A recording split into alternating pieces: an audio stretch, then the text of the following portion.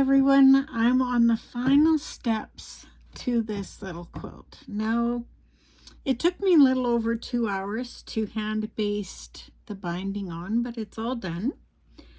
And I have put the squares together. I've done going back and forth at the back. I'm going to see if I can find a blue one for you, so you can see. And you can see where I have put stitching. I was going to go fancy, and I thought, you know what? I'm going to leave these little characters to be the star of the show.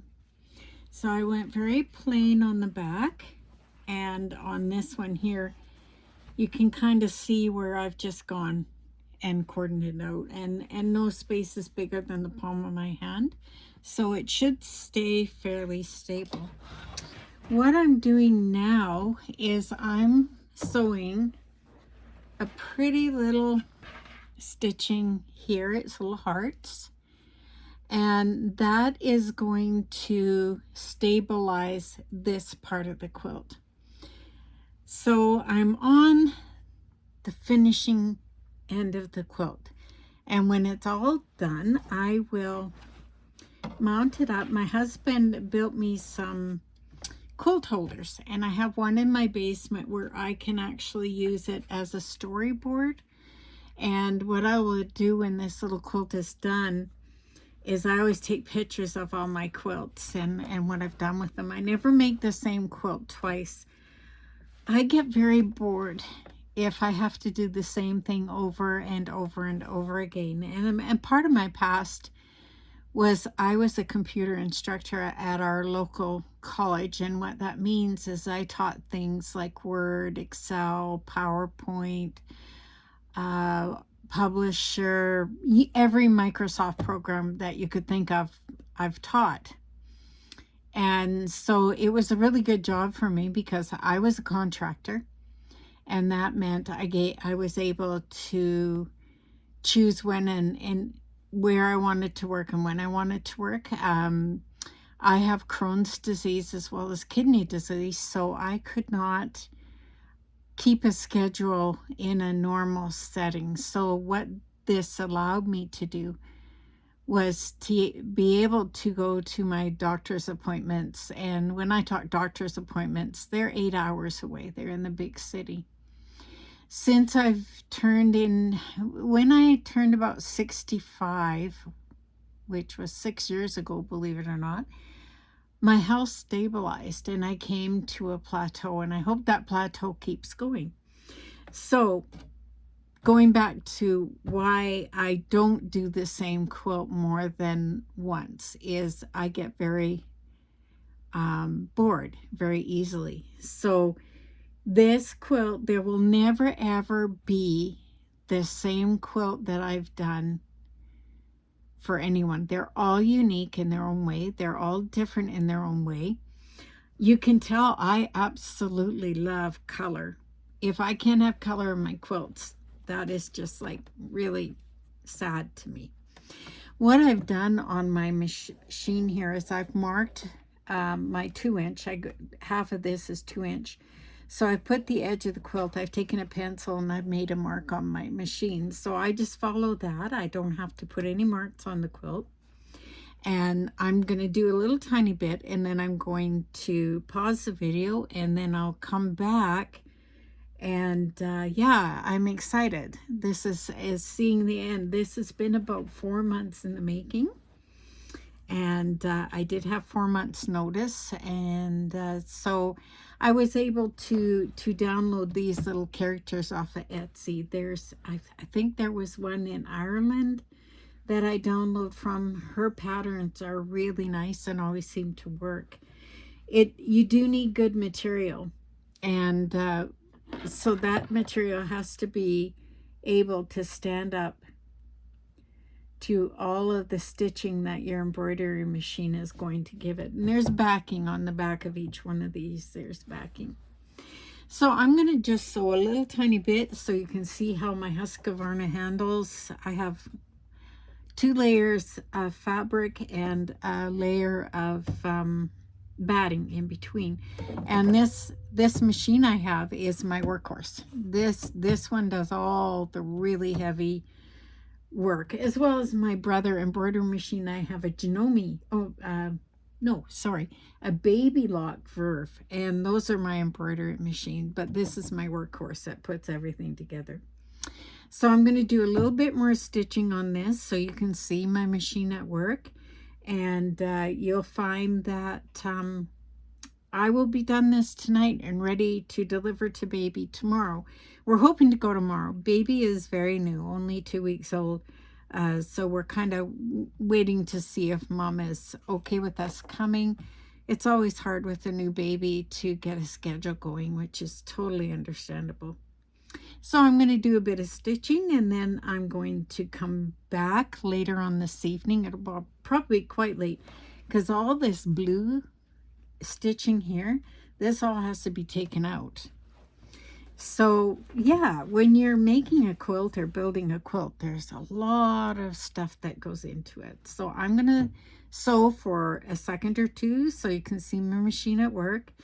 I've got my guideline here. Some people will use a piece of tape, which I've done before as well.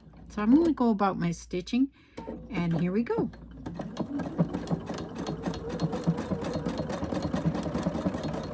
Oh, I forgot to mention that this is called a walking foot, I believe. So what it does is it walks the material through, and you can't really do a quilt. I've done one without having this until I knew that these existed, and it was really, really difficult. But having this walking foot, I use it with almost everything. It just seems to not bunch up the material and stuff. So I'm going to go ahead.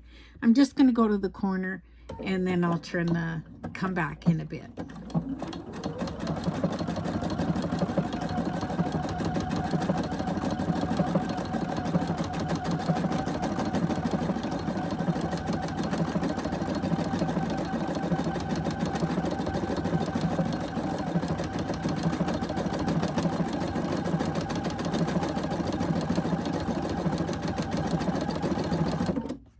Okay, so you can see that this machine doesn't have any trouble at all.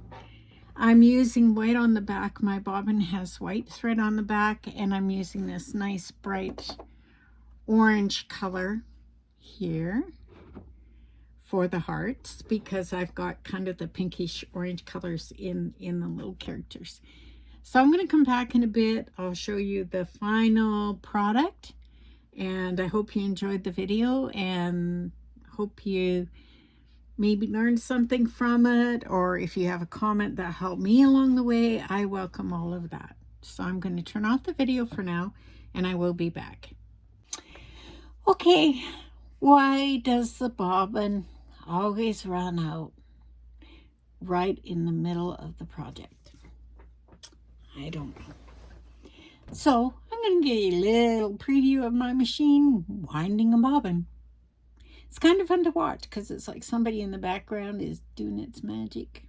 I don't have to do much but make sure it doesn't go underneath the bobbin, which has happened to me before, and it took me 2 hours to get everything out of there, but I did get it out. So here we go. Enjoy it.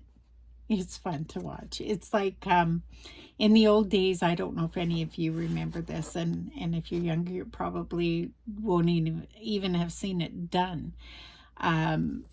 When you used to defrag your computer machine, I would sit there and watch it for hours because it was like a little person in the back is taking all of these little blocks of information and putting them where they should be, and it was just fun to watch. Winding a bobbin's kind of fun to watch.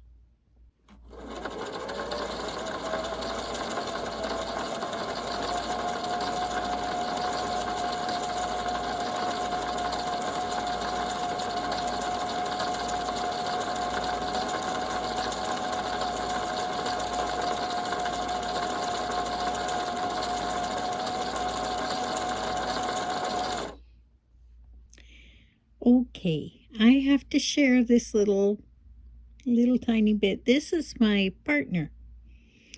This is my son's dog, and she comes down and keeps me company in my sewing room.